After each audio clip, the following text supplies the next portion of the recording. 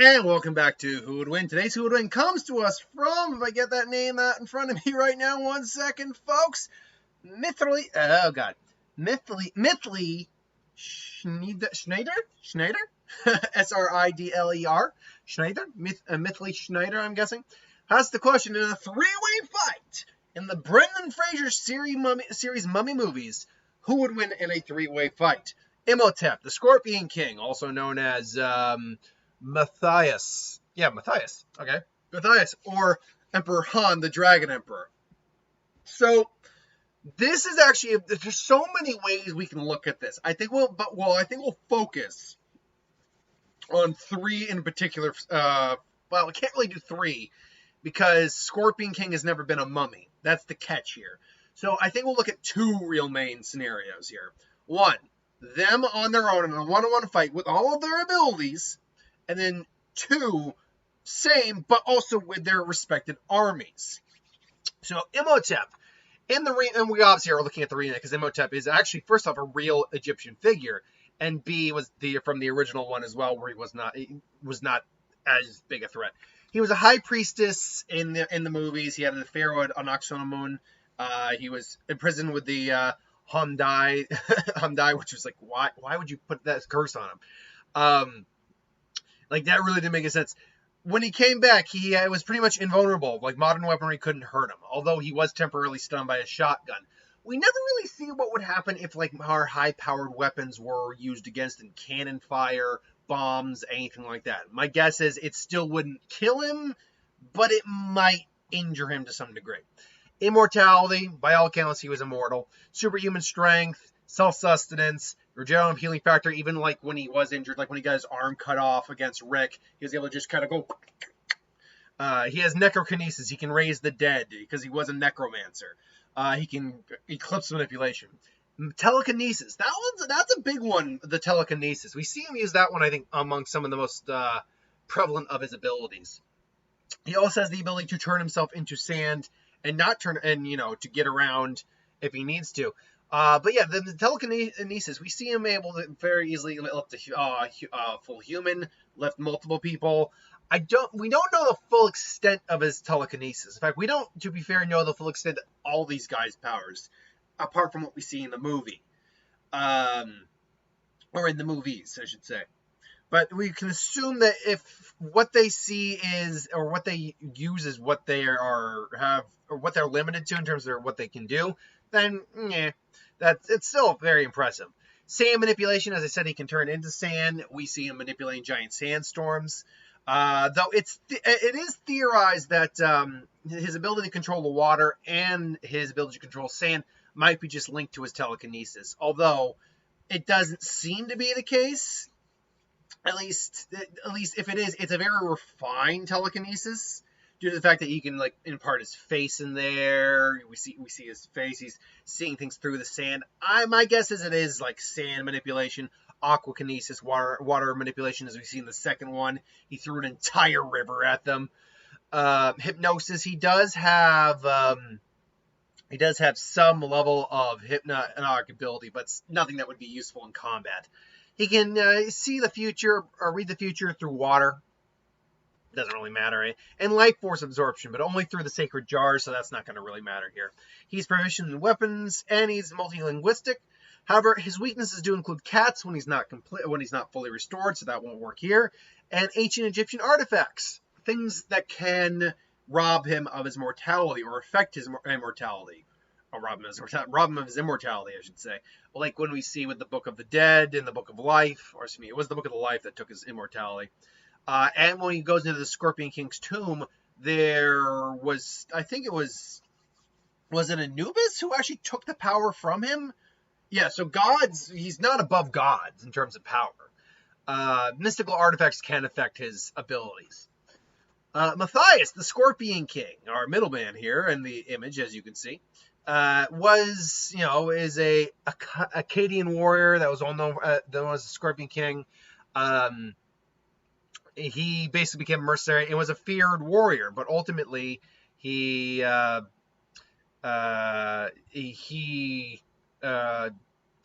think words here. I'm trying to think where is it in here, because I never actually watched the Scorpion King. His army was defeated. He commanded their own army. Deadly air. The warlord left the corpses of the men behind. Continued to walk until he finally collapsed from exhaustion. Um, Basically, uh, yeah. He prayed to Anubis, the god of death and mummification, to get his revenge, but ultimately he had to pay up his end of the bargain as he made the deal with Anubis, and he became basically this giant scorpion monster thing. As such, he's got superhuman strength. He does have agility. He can, cling to walls and stuff. Lethal stinger, swordsmanship, pincer claws. He's a giant warrior monster thing, and some of the worst CGI you've ever seen in a movie. But as leading the army of Anubis, he's leading these Anubis warriors who can only be killed through beheading, and then can just kind of reform. It's pretty much infinite. Like, there's no shortage of these things, and they can just keep coming back. Imhotep's army really only includes like possessed Egyptians and some mummies. Really, that's all he's got on. But that's really all for the Scorpion King. Emperor Han, though, was a warlord and conqueror. He basically was obsessed with becoming immortal and ultimately was cursed. But as such, he came back as an undead lord, as a mummy, and kind of like a terracotta undead curse Ziyun placed upon him, whatever. Like a terracotta mummy. But basically, as such, he was much stronger than a regular person, except when the thing here is when he gained his immortality, he actually lost a bit of his power. His strength eventually diminished upon his restoration into a true immortal being, as he could be overpowered with great effort. Durability, he could be overpowered by straight physical strikes from Rick, too, when they fought. So he lost that in his immortal body. But, that said, he was immortal. He was legitimately immortal. The only way to kill him at that point was to stab him in the heart with a weapon imbued with his curse, specifically designed to undo both enchantments. It was for this very reason that Ziyun imbued said curse within the dragon dagger that he stole from Han himself, and he even cursed him into a terracotta encased undead both, whatever. Anyway, his immortality is pretty much definitive. Supernatural reflexes, though. Even before he became mummy, he was trained so hard that he could sense attacks even in his sleep. He can deflect incoming projectiles and attacks with ease. He can retain this upon even being a true immortal. In supernatural mobility, moves far faster than a normal person, again, even as an immortal. Generative healing factor. When resurrected by General Yang, he was revived in the form of a desiccated corpse. Or I can't pronounce that word at the moment.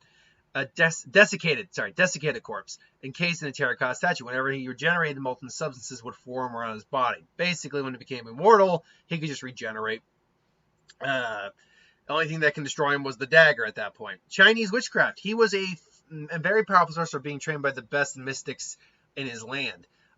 His signature abilities included mastering the 5 elements of Wu Ying, Wu Ying, wood, fire, earth, metal, and water by the Chinese zodiac, or the Chinese elemental tables. This is shown where he could, conjure icy spikes, stop an avalanche with immense effort, generate and manipulate fire, heating his terracotta-infused limbs to the point of hot enough to both burn and sever things easily.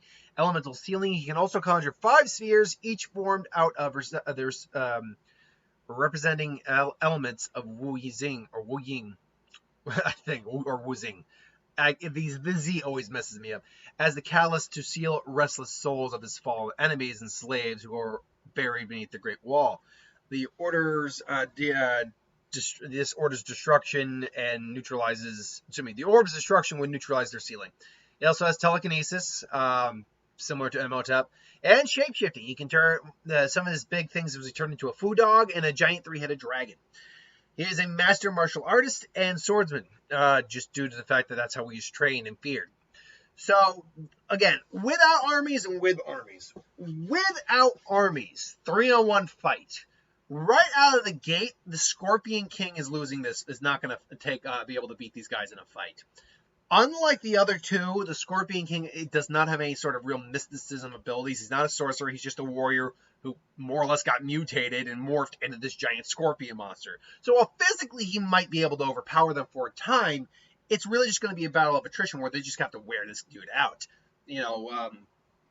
Han has his elemental capabilities. Imhotep, has telekinesis and sand manipulation, even water manipulation. If they're taking place in an area that has all of those, or Han just summons water, Imhotep can just throw the water back at him. They freeze and just skewer him with an icicle, just dead. And even so, even if Imhotep couldn't, deliver an attack that could beat Scorpion King, gets stabbed with the stinger, is temporarily poisoned, but his immortality kicks in and he's fine. Han does definitely have a bit more edge in that. He just transforms into a food dog dragon, just roasts his ass. Scorpion tastes pretty good from what I'm told. So Scorpion King doesn't make it out of that fight. So now you're just down to Imhotep versus Han. Now this is definitely the battle of attrition. Both are immortal.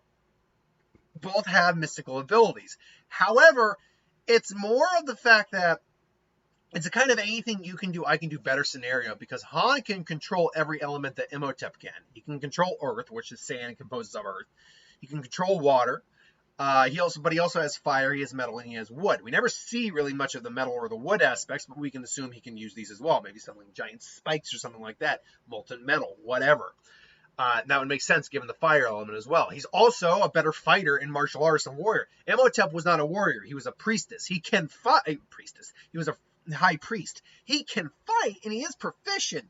But Han's a freaking warlord, martial arts, and is Jet Li. So, yeah, in a straight fight, like Imhotep would have to use more like cunning and wit. And even so, if he tries to use something like telekinesis, Han can just throw that right back in his face. But the problem, again, comes down to the fact that both these guys are immortal. However, Imhotep has shown greater weakness to mystical artifacts or mystical abilities than Han has. The only thing that could kill Han was that specific dagger designed specifically for those two enchantments. There was such a specific thing that was used to kill him. That's not to say if he went up against, like, if we threw him up against, like, a Doctor Strange, something like that, Doctor Strange couldn't beat him. No, Doctor Strange could probably actually very easily beat him. But the point is that Han is just kind of like Imhotep 2.0. Everything Imhotep was capable of doing, Han can do to a much greater and more lethal extent. So in a one-on-one three-way fight, I give it to the Dragon Emperor Han. But if you add their armies into the equation, that's a different thing. So again, Imhotep gets his mummy priests and he gets the possessed Egyptians. Scorpion King gets the army of Anubis. The Dragon Emperor gets his terracotta army that he's got under possession. So who wins in that fight? Well, obviously Han's still the better of the two of the three here.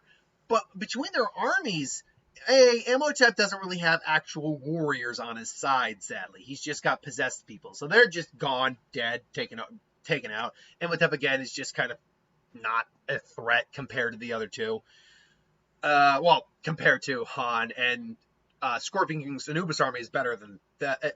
Anything that's an actual army of warriors is better than just possessed people. But it's now the Terracotta army versus the Anubis army. And I'll tell you right now, I'm giving that to the Anubis army. From everything we see, because when the Magi went out for to fight the Anubis army, they were able to just barely get a win on that first wave, but then they just reappeared like that.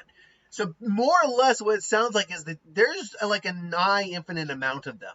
Maybe it's like dead souls that Anubis is making his warriors or turning into his warriors, but from everything I can tell from that is there's probably no shortage of those guys. Whereas there's a finite amount of warriors that Han can throw at the Scorpion King.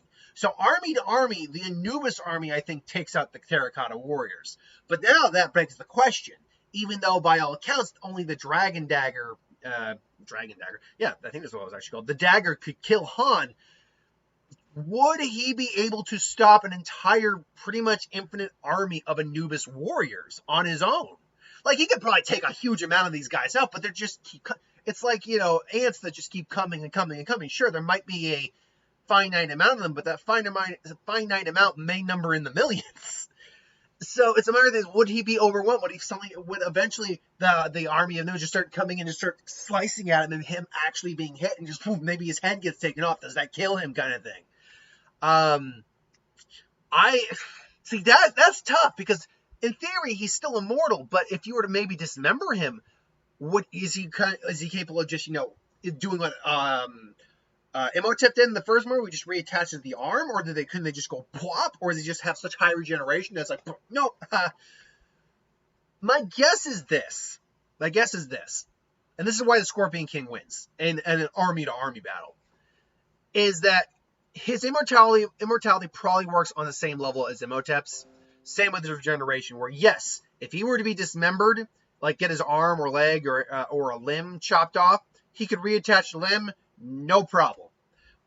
But I don't think he'd be able to like grow a limb back, and I don't think and I think the issue is he has to get his limb and reattach it.